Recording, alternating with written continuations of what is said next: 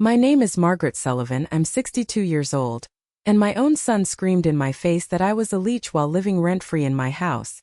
Before I tell you how I gave them an ultimatum that left them absolutely speechless, let me know where you're watching from in the comments. The silence in my dining room was heavier than a tombstone. The scent of the roast chicken I'd spent all afternoon preparing seemed to mock me from the center of the table. Across from me, my son Kevin had a stormy look on his face, his jaw tight. Beside him, his wife, Tiffany, was trying to look sympathetic, but I could see the little gleam of victory in her eye. She was enjoying this. This was supposed to be a simple family dinner, here in the Austin home my late husband, Arthur, and I had built together brick by brick, memory by memory. But it had turned into an ambush. "I just don't think you understand, Mom," Kevin said, his voice dangerously low. He slammed his hand on my polished oak table, making the silverware jump. "This isn't a game. This is our future." "I understand perfectly," I said, my own voice betrayingly calm. My heart was hammering against my ribs like a trapped bird. "I've already given you nearly $100,000, Kevin. What's left of your father's inheritance is for my retirement. My salary is gone, this is all I have." Tiffany placed a perfectly manicured hand on his arm, her voice dripping with a kind of patronizing sweetness that set my teeth on edge. "Maybe you're just not keeping up with the times anymore, Margaret. The craft brewery market is exploding. This is a golden opportunity." I looked at her, at this woman who had moved into my home a year ago under the guise of keeping me company after Arthur's funeral.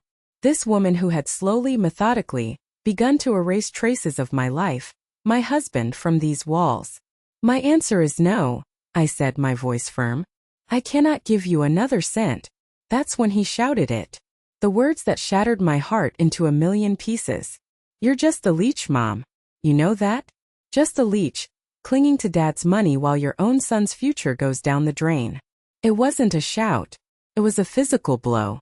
The air rushed out of my lungs, and for a second, I couldn't see anything but a flash of white.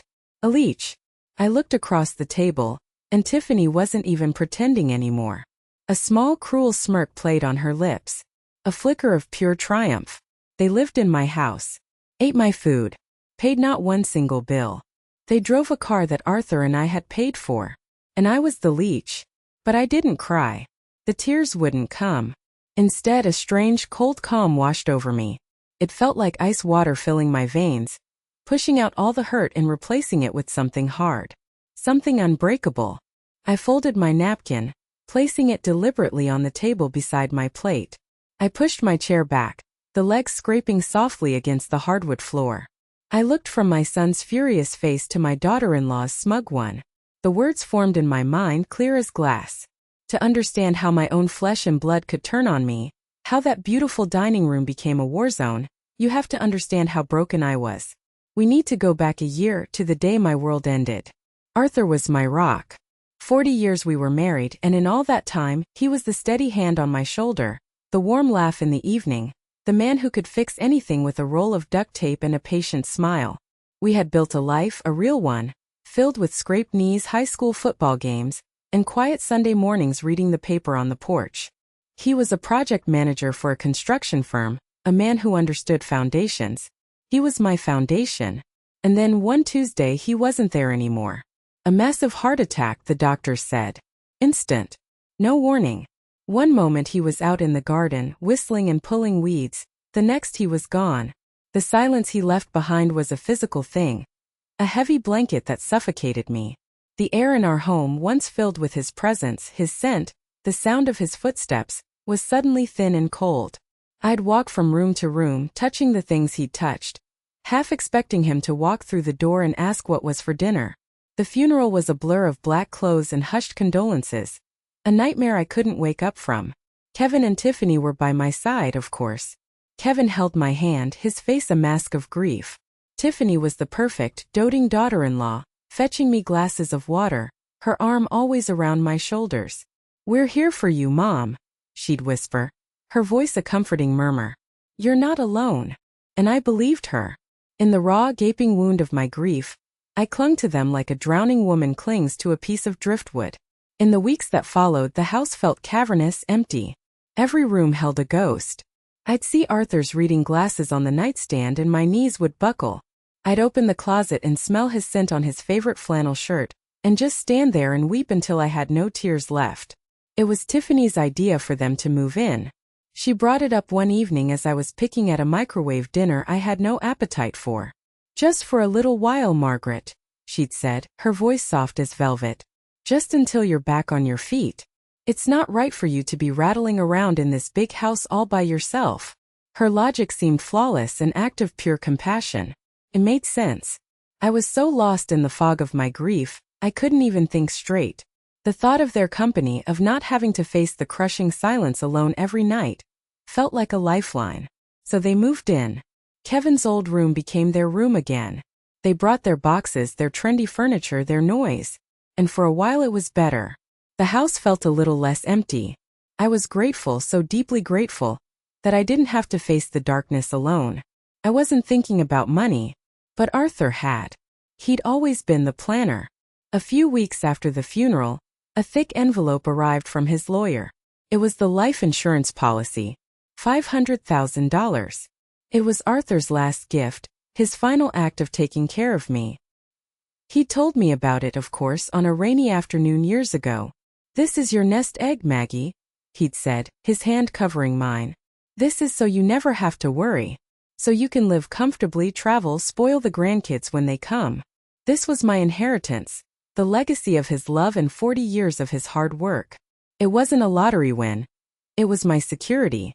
I told Kevin and Tiffany about it over dinner. Not because I was bragging, but because it felt like sharing a testament to what a wonderful foresight man his father was. Kevin hugged me. "Dad always looked out for you, Mom," he said, his voice thick with emotion. Tiffany's eyes, however, had a different kind of light in them, one I was too grief-stricken to recognize at the time.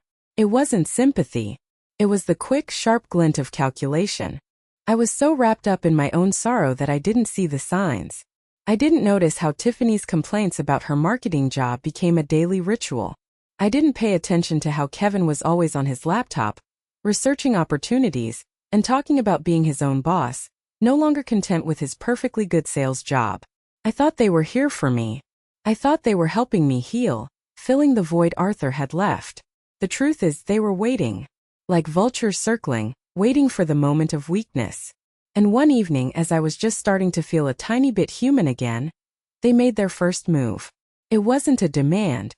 It was an offer, wrapped in the beautiful paper of family and future. But inside was the beginning of my destruction. It started over dinner, just like it ended over dinner. The symmetry is sickening to think about now.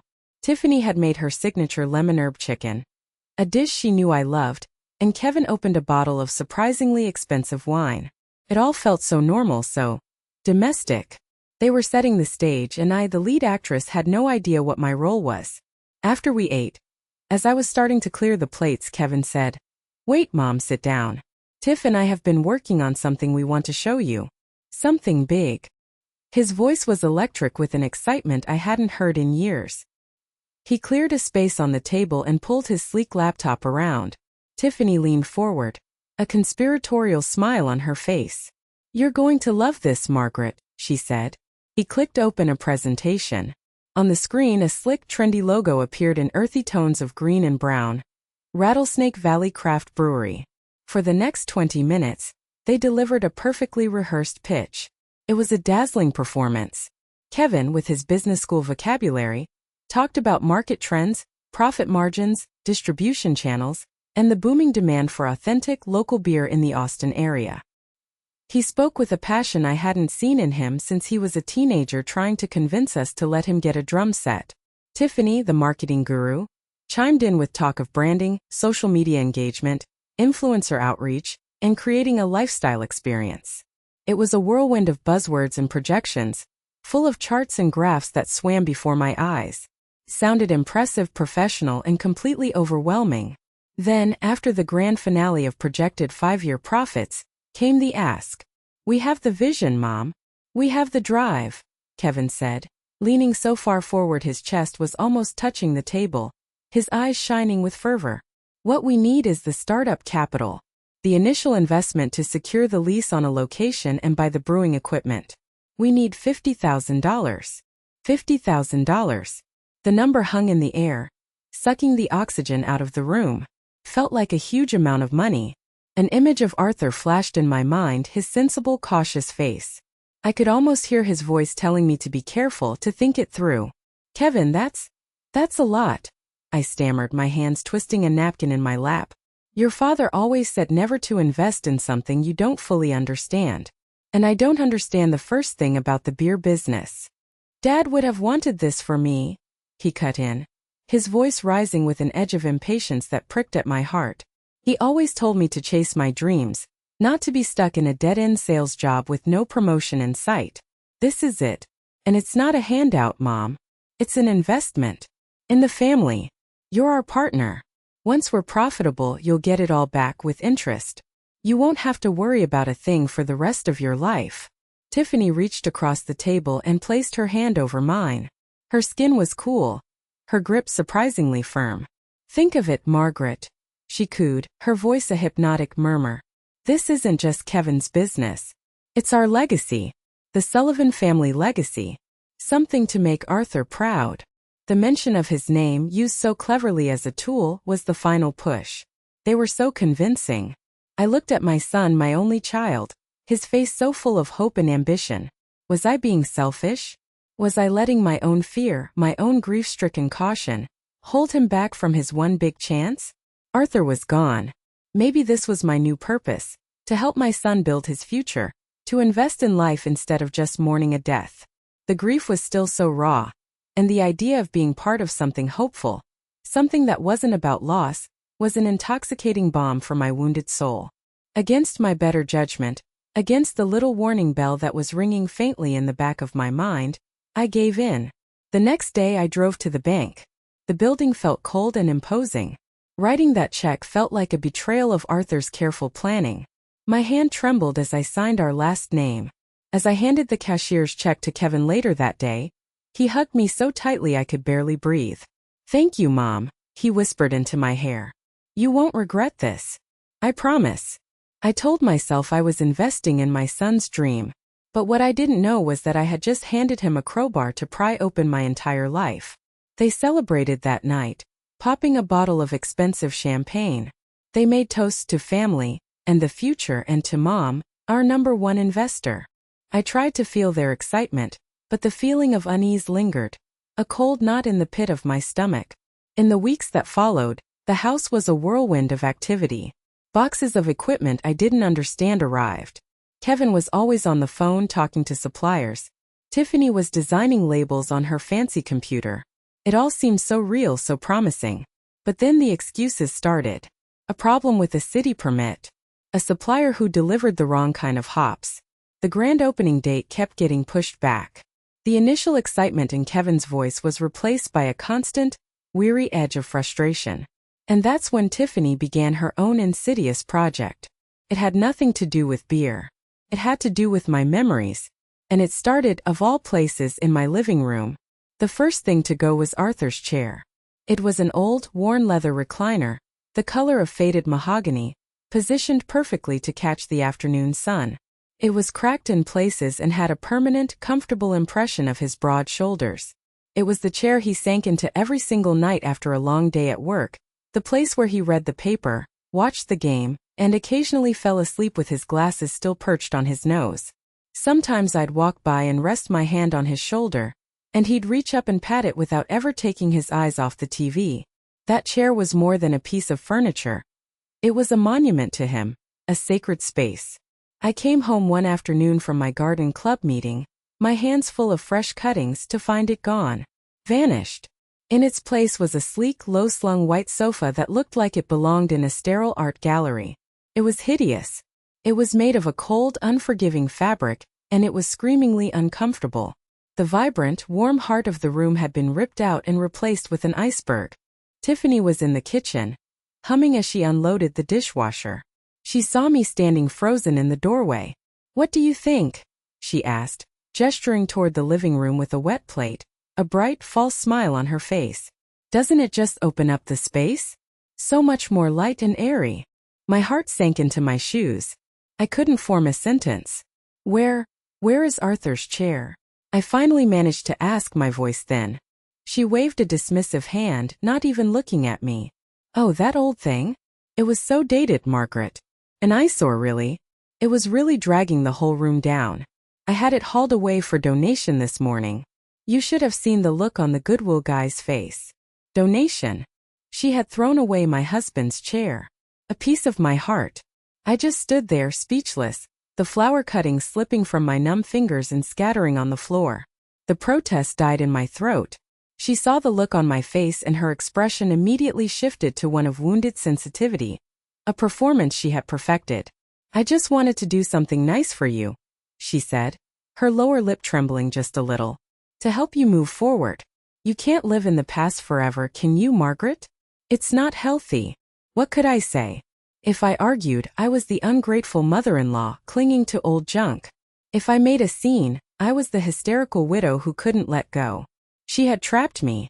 Kevin came home later and, of course, he immediately sided with her. Wow, honey, this looks great, he exclaimed before even looking at me. He sank awkwardly into the new sofa. She's got a great eye for design, Mom. You have to admit it looks more modern. That was just the beginning. The silent invasion had begun. Slowly, insidiously, my house stopped being my own. The gallery wall of family photos in the hallway, cherished pictures of Kevin's first steps, of family vacations to the Grand Canyon with sand in our hair and sunburns on our noses, of my wedding day with Arthur, so young and full of hope, was the next to go. One day I came home and they were all gone. The wall was a stark, sterile white, adorned with 3 large abstract canvases of black and gray swirls. Minimalist, Tiffany called it, her tone suggesting I was a fool for not understanding its genius. It's very chic. My life, my memories were not chic enough for her. The little collection of ships in a bottle that Arthur had painstakingly built over the years, which had sat on the mantelpiece for 3 decades. They disappeared, replaced by a single sterile glass vase with 1 white orchid in it. When I asked where they were, Tiffany sighed dramatically. I packed them away carefully in the attic, Margaret. They were collecting so much dust. Even my kitchen, my domain, was not safe. I came downstairs one morning to find she had completely reorganized all my cabinets. The coffee mugs I'd used for 20 years were gone, replaced by a set of tiny, handleless cups. My familiar pots and pans were shoved to the back of a hard-to-reach cupboard. It's all about workflow and efficiency, she explained, as if I were a clueless employee in her new corporate kitchen. I couldn't find anything. I felt like a stranger, a clumsy guest in a house that had been mine for 40 years. The final straw was the garden. Arthur's garden was his sanctuary. He had built the raised beds himself, and his prize-winning tomatoes were legendary in the neighborhood. One Saturday, Tiffany came out onto the porch while I was weeding. You know, Margaret, she said, sipping her iced coffee, we should really consider paving this all over. A nice, low-maintenance patio with some modern furniture would be so much better for entertaining. Pave over my husband's garden. Pave over the last living piece of him. I finally found my voice. Absolutely not, Tiffany, I said, my voice shaking with a rage I hadn't felt in years. You will not touch this garden. She just shrugged, a little smirk on her face. Just an idea. I was being erased. Every change she made was a small act of violence, a chipping away at the foundation of my life. I started spending more time in my bedroom, the one room she hadn't touched yet. It became my sanctuary. But I was becoming a prisoner in a house that was once my castle. I felt helpless, isolated. The invasion of my physical space was a deliberate strategy. I see that now. It was designed to make me feel small, powerless, and dependent. And as their brewery continued to hemorrhage money, they prepared to launch their final assault on the one thing I had left, my financial security. The brewery was a disaster. I didn't need a business degree to see it. The initial flurry of activity had dwindled to a nervous, guilty quiet. The boxes of equipment that had once filled the garage were now just collecting dust. The phone calls Kevin made were no longer excited pitches to potential clients. They were desperate, pleading conversations with angry creditors. I'd overhear snippets as I walked by his office. I know the invoice is overdue. Just give us 2 more weeks. We have a new investor coming on board. I knew who the new investor was supposed to be. Me. The dream was dying, and they were running out of time and other people's money. They cornered me in the kitchen one Tuesday evening. It was almost exactly a year to the day since Arthur had died. The irony was a bitter pill. There was no pretense this time, no fancy dinner, no slick presentation. Just the cold, hard stench of desperation. "Mom, we need to talk," Kevin said. He couldn't meet my eyes. He was staring at a spot on the floor, his hands shoved deep into his pockets. Tiffany stood beside him, her arms crossed, her face set like stone. She was the enforcer. "The business needs a cash injection," she said, getting straight to the point. Her voice was flat, devoid of the fake sweetness she usually employed. "A significant one. We've done the projections. We need $150,000. Now." $150,000. The audacity of it stole my breath. It was almost everything I had left from the insurance money. It was my future. My safety net. The money that was supposed to let me live out my years without fear. "No," I said. The word came out stronger and clearer than I expected. "Absolutely not. I told you, Kevin. The first $50,000 was a one-time thing. It was a mistake and I won't make another one. The rest of that money is for my future. It is not to be touched." Kevin finally looked up at me, and his eyes weren't filled with sadness or disappointment. They were full of a hot, ugly resentment that shocked me to my core. "It's Dad's money too," he spat. "Don't you think he'd want to help his only son? Or would he rather you just sit on it until you die?" The cruelty of that statement felt like a physical slap. "Your father would want me to be secure," I shot back, my voice rising, shaking with a year's worth of repressed anger. "He would never have allowed you to be so reckless. That money is the result of 40 years of his hard work, his sweat, and you've burned through a huge chunk of it in less than a year on a fantasy." That's when Tiffany stepped forward, her face a mask of contempt. "This is your fault, you know," she hissed, her voice low and venomous. "If you had given us enough to begin with, if you had actually believed in your son, we could have launched properly. We could have been a success. You set us up to fail with your stinginess." I was floored. I just stared at her, my mouth agape. The sheer nerve, the ability to twist their failure into my fault was breathtaking. And that's what led directly to the final horrible confrontation at the dinner table a few days later. I had tried one last time to be civil, to have a reasonable conversation. I had made a roast chicken a peace offering. But they didn't want peace. They wanted a blank check. The argument ignited instantly, rehashing the same bitter points, their voices getting louder and louder, their accusations more and more vicious. It was a downward spiral of blame and entitlement. It ended when Kevin, his face purple with rage, stood up, pointed a shaking finger at me, and screamed the words that would echo in my soul forever. "You're just a leech, Mom. You know that? Just a leech, clinging to Dad's money while your own son's future goes down the drain." And as the echo of that ugly word died in the room, as I saw Tiffany's triumphant smirk, something inside me finally, irrevocably, snapped. The part of me that was still a grieving wife, a loving mother, a hopeful woman, it died in that moment. It was replaced by something cold, hard, and sharp. I stood up from the table, my movements slow and deliberate. "You both have 24 hours, I said, my voice even and low. It carried across the room with more force than his shout. "You have 24 hours to pack your things and get out of my house." The silence that followed was absolute. Tiffany's smirk vanished, replaced by a look of pure, unadulterated shock. Kevin's mouth hung open, his face slack with disbelief. They had pushed and pushed, assuming I would never break. They assumed my love for my son was an infinite resource they could exploit forever. They were wrong. But I was naive to think it would be that simple. I thought that was the end of the battle. In reality, it was just the first shot in a war I never wanted to fight. A war they were about to make very, very public and very, very ugly. For 2 days, an eerie, toxic silence filled the house. Kevin and Tiffany stayed in their room, and I stayed in mine. We were like ghosts haunting the same space, avoiding each other in the hallways. If I went to the kitchen for a glass of water, I could hear them whispering furiously behind their closed door.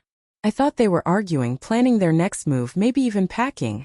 I thought they were accepting defeat. How wrong I was. They weren't packing, they were plotting. The phone call came on a Wednesday morning. It was my best friend, Carol. She's been my rock since Arthur passed. A sharp, no-nonsense retired accountant who can spot a fake a mile away. Her voice was tight with an anger that vibrated through the phone. "Maggie," she said, dispensing with any pleasantries, "you need to look at Facebook. Right now.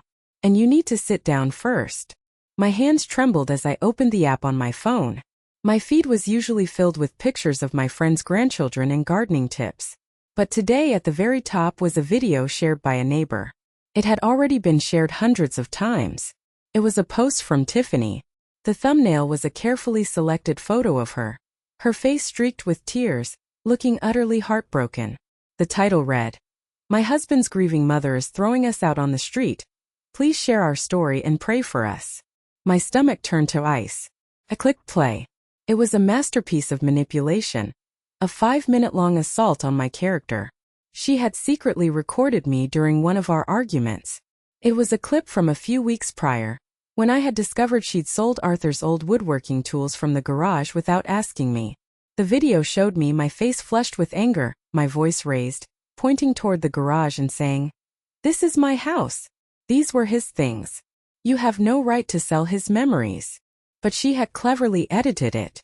There was no context. It just looked like I was a raging, unstable old woman screaming about material possessions. Then the video cut to Tiffany, sitting in her car, the lighting perfect to catch the glistening tears on her cheeks as she sobbed into the camera. "I don't know what to do," she choked out, her voice breaking dramatically. "I just don't know where we went wrong. Since my wonderful father-in-law passed, my mother-in-law, Margaret, has just changed. The grief has made her so angry, so paranoid about money. We moved in to take care of her, to help her through her grief, and now she's kicking us out with nowhere to go." She took a shuddering breath. "We tried so hard. We tried to start a small business to build a future, something for our own family someday, and she sees it as us trying to steal from her. All we did was ask for a loan, a family loan. Now she's threatening us. I'm scared. We just want our family back." The lies were breathtaking in their scope and their cruelty. She had twisted every single truth into a weapon to be used against me. But the worst part, the part that made me feel physically ill, was the comment section. It was a torrent of hatred and judgment, all directed at me. What a horrible, selfish mother. After all they did for her during her time of need. That poor young couple. I hope they find a place to stay. I've sent a prayer. Some people become monsters when money is involved.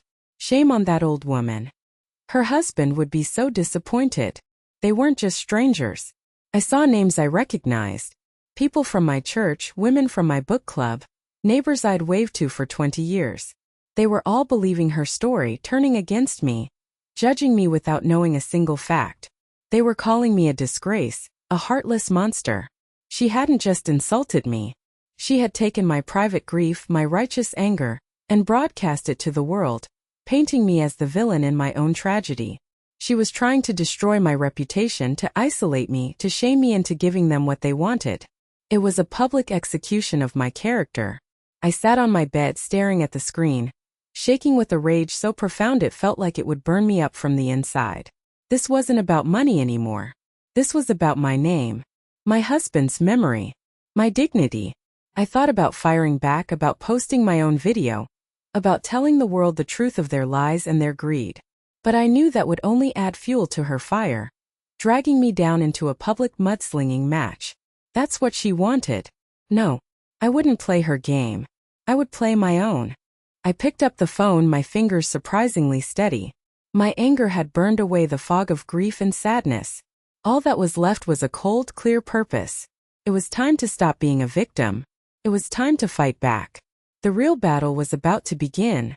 I called Carol back. My voice was no longer trembling. It was dangerously calm. "I saw it," I said. "She's trying to burn me to the ground." "Then we fight fire with fire, Maggie," Carol said, her voice like steel. "But our fire is smarter. It's legal. Don't post anything. Don't reply to a single comment. Don't even talk to them. I'm coming over." 20 minutes later, Carol was sitting at my kitchen table, a notepad and a determined expression in front of her. She poured me a cup of tea, her presence a solid, comforting anchor in my swirling storm of fury and humiliation.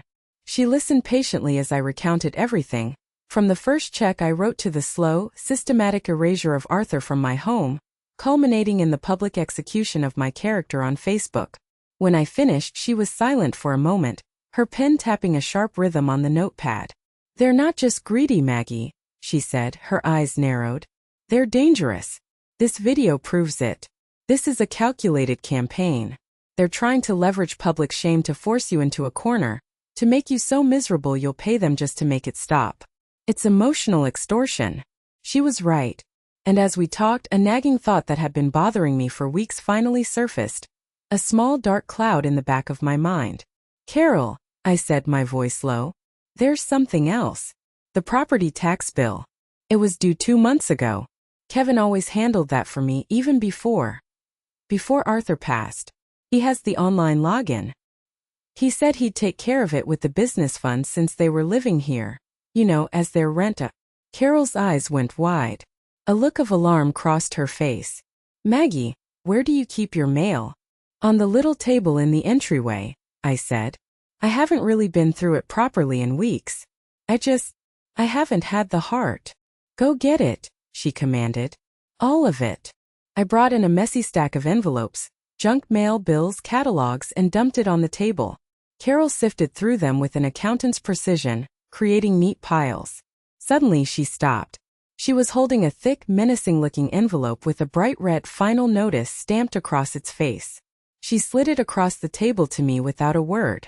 My heart hammered against my ribs as I tore it open. It was from the Travis County Tax Office. The bill was not only unpaid, but it was now severely delinquent, with hundreds of dollars in penalties and interest tacked on. The notice stated in cold, bureaucratic language that if the full amount of several $1,000s wasn't paid within 60 days, the county would place a lien on my property and begin proceedings to sell it at public auction. I felt the blood drain from my face. I couldn't breathe. They hadn't just stolen from me. They hadn't just slandered me. They had actively, deliberately worked to make me homeless. They were going to let me lose the house Arthur and I had built, the only home I'd known for 40 years, all while living under its roof, eating my food. The sheer, calculated cruelty of it was staggering. This wasn't just recklessness. This was a deliberate act of sabotage. They were trying to get me out so they could inherit it all. Carol reached out and put her hand on mine.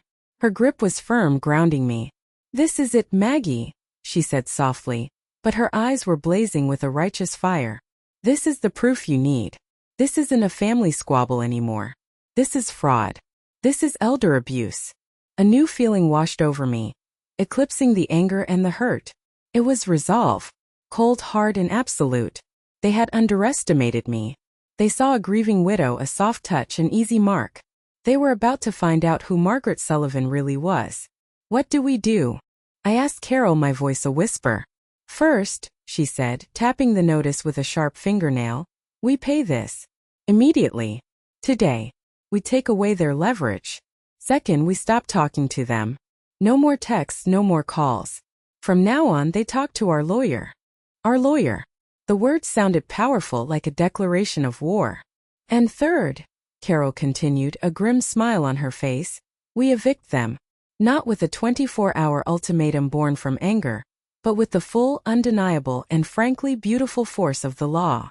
The plan was terrifying, but it was also exhilarating. It was the first time in a year I felt like I had any control over my own life.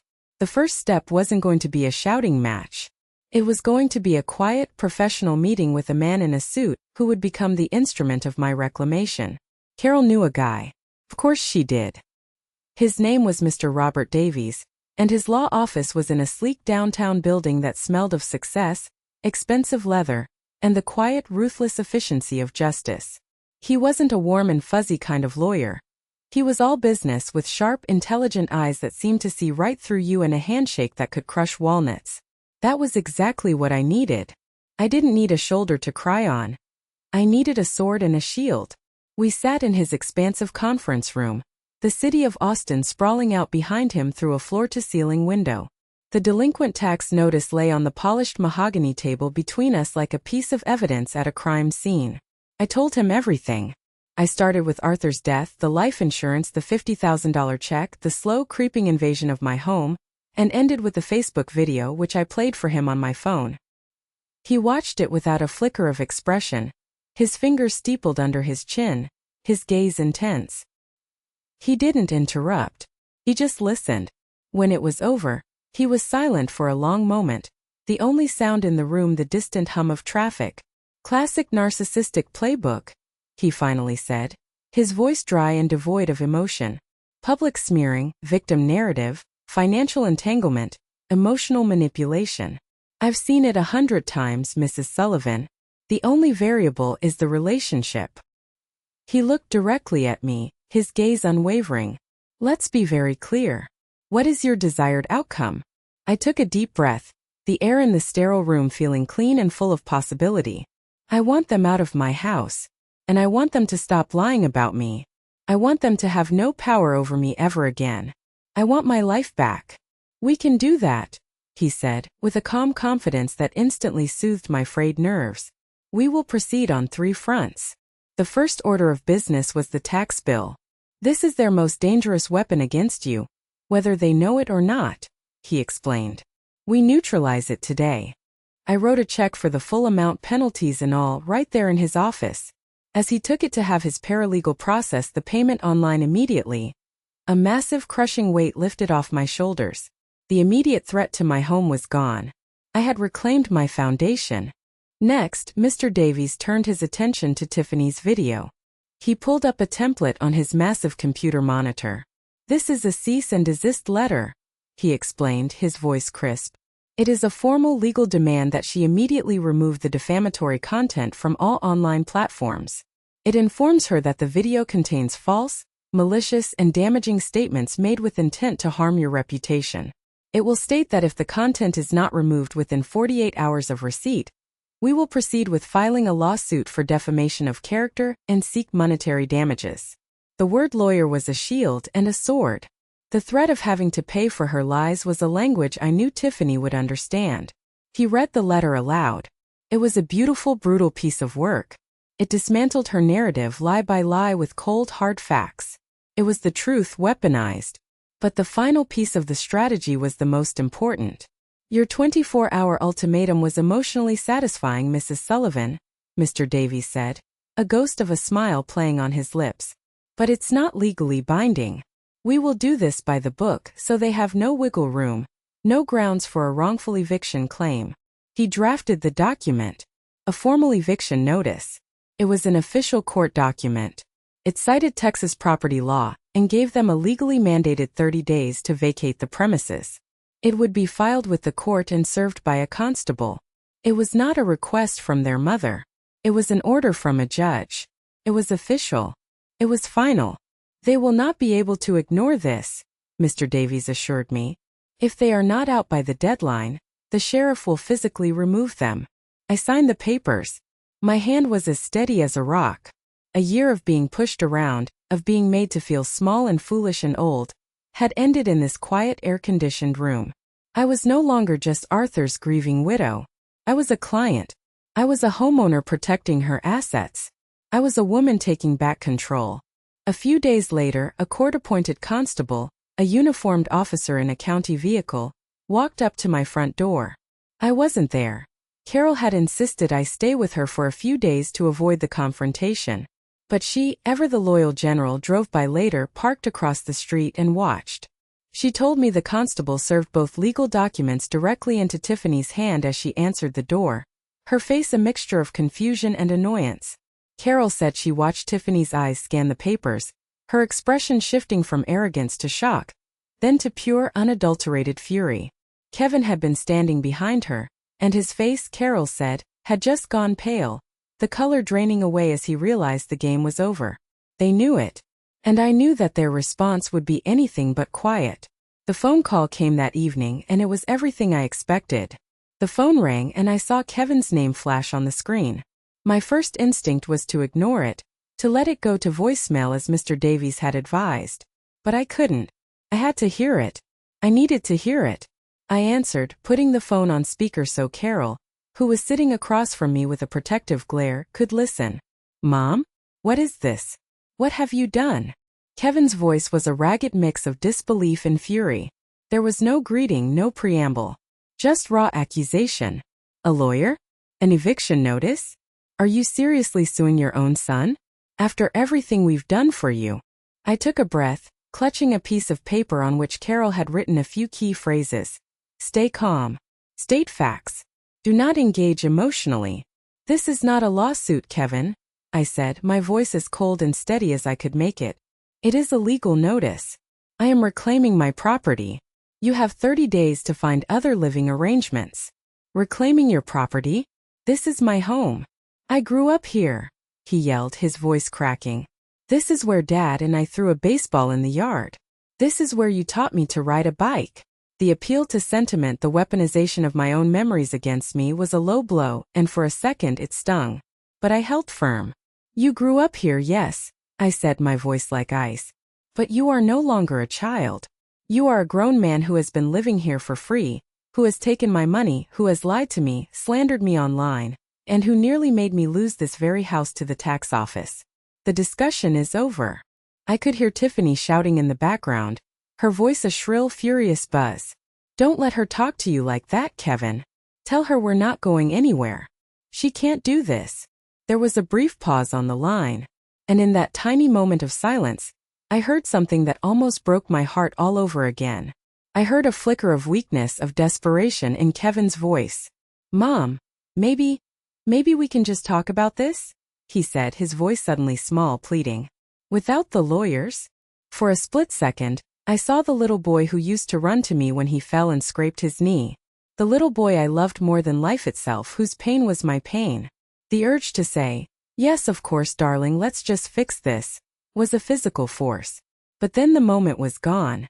There was a scuffling sound, and Tiffany's voice, now directly in the phone, shrieked with venom. Listen to me, you old witch, she screeched, all pretense of the grieving daughter-in-law gone. We are not leaving. This house is as much ours as it is yours. You can take your stupid papers and shove them. We'll see you in court. You'll have to drag us out of here. The line went dead. I looked at Carol, my hands shaking. That brief moment of weakness from Kevin had almost undone me. He was weak, I realized with a sickening clarity.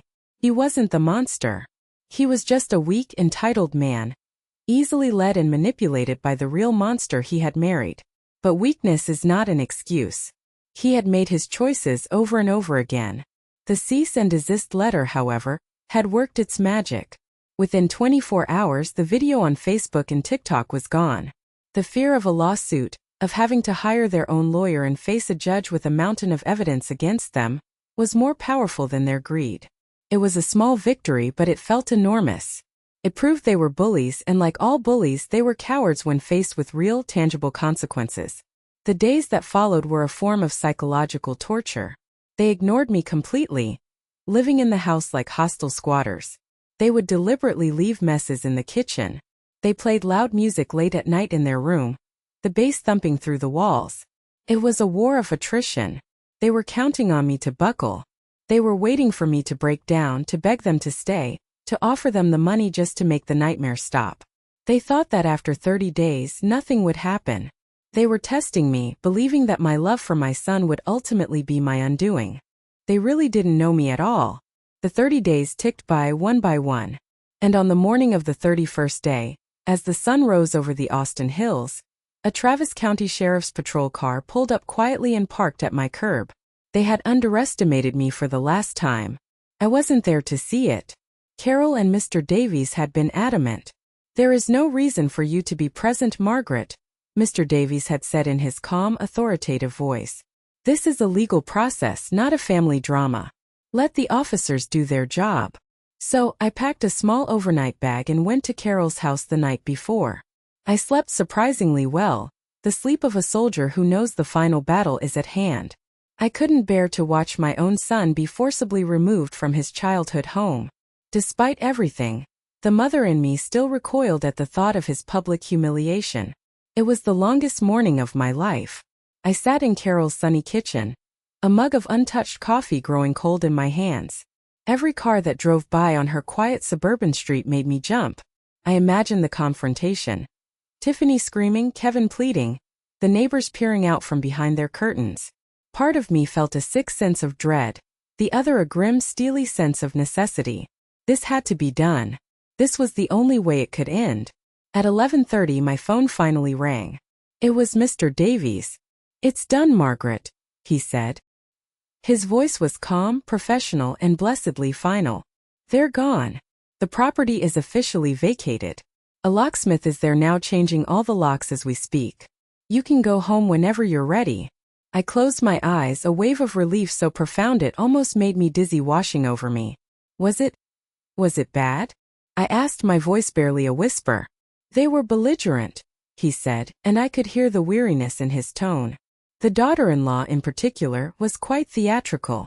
There was a lot of shouting about her rights, and threatening to sue everyone in sight. Your son was mostly quiet, but they knew they had no choice. The deputies were very professional and firm. "They are gone." When I finally drove home late that afternoon, the silence in the driveway felt different. It wasn't the empty silence of grief. It was the clean, quiet silence of peace. But the peace was shattered the moment I opened my front door. The house was a disaster. It was an act of pure, petty vandalism, a final, impotent tantrum. They had left trash everywhere. Empty pizza boxes, overflowing garbage bags that they'd ripped open, scattering their contents across the floor. In the kitchen, they had emptied a bottle of ketchup onto the white tile floor, and it had dried into a sticky, dark red mess that looked like a crime scene. My beautiful living room, the one Tiffany had been so proud of redecorating, was in shambles. Cushions were slashed, their stuffing pulled out.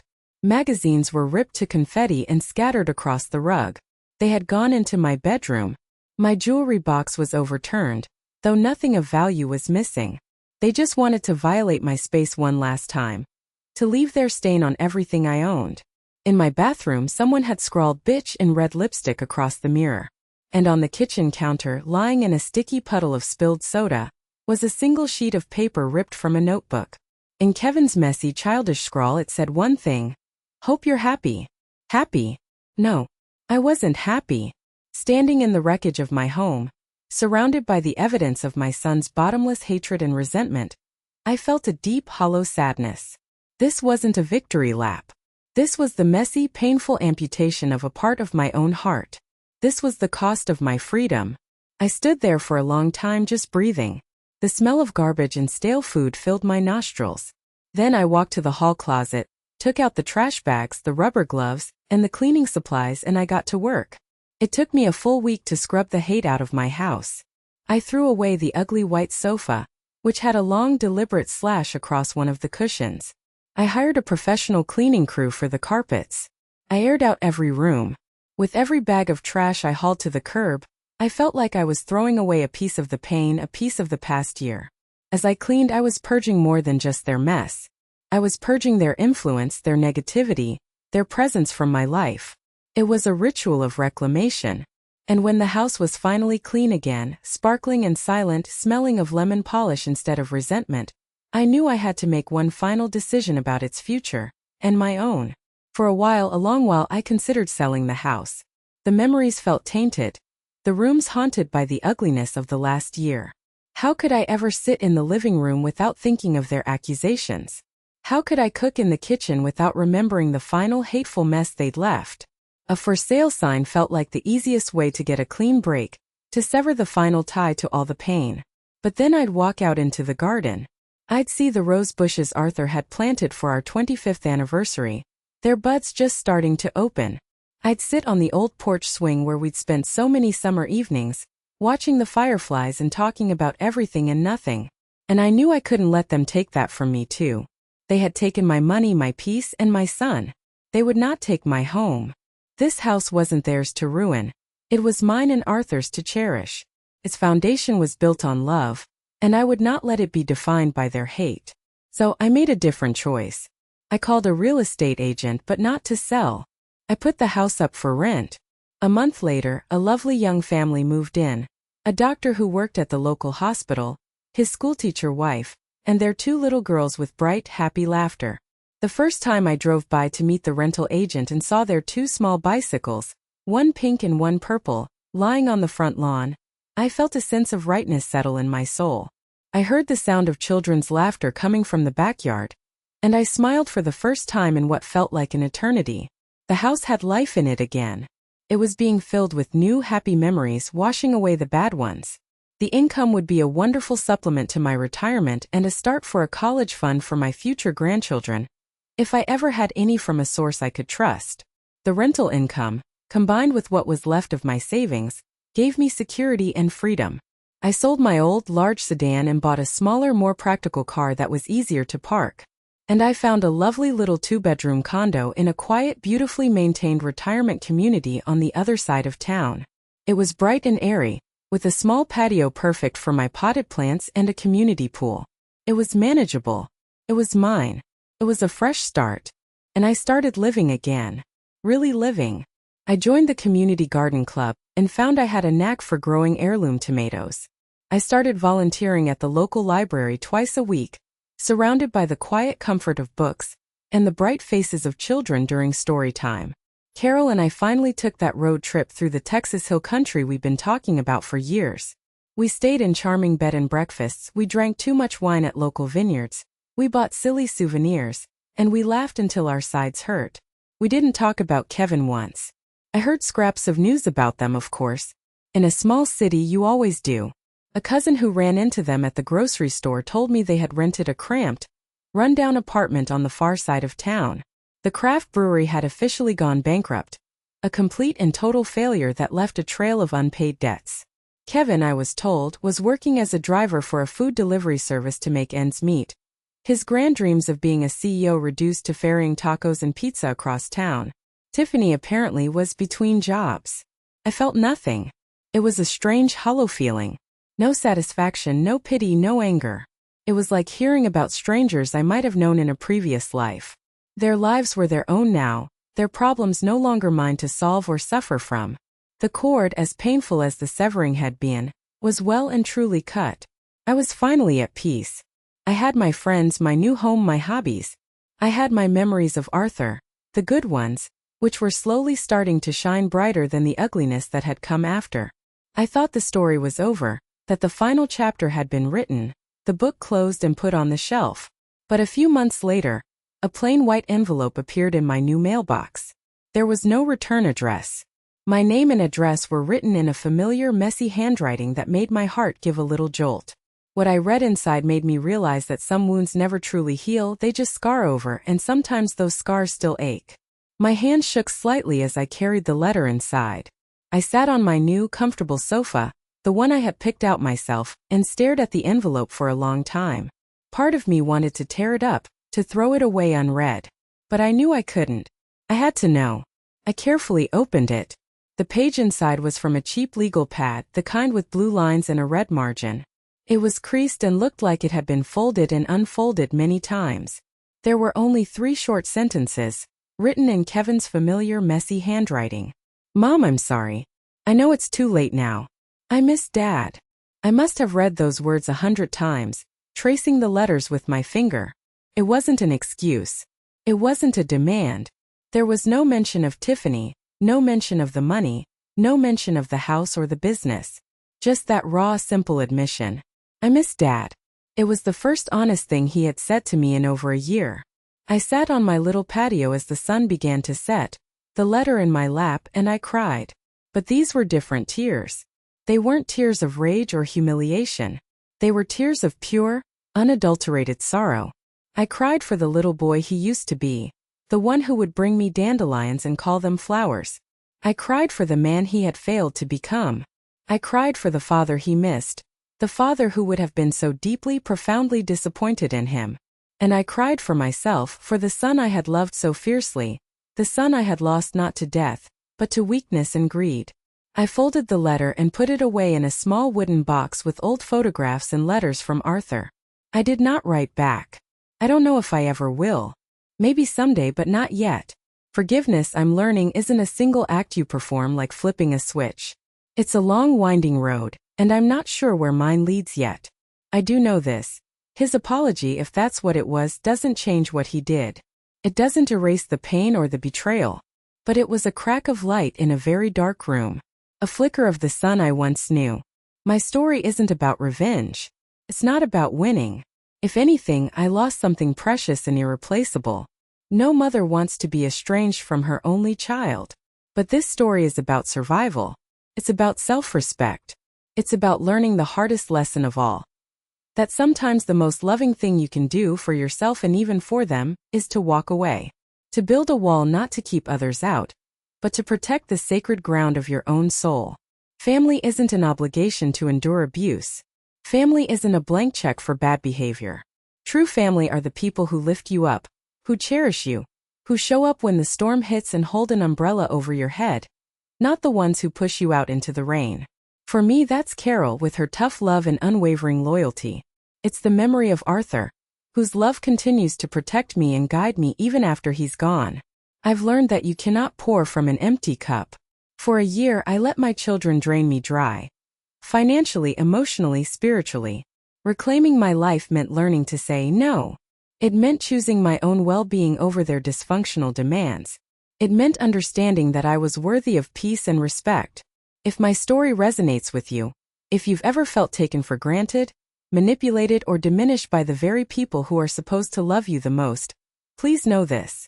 You are not alone. You are not selfish for protecting your peace.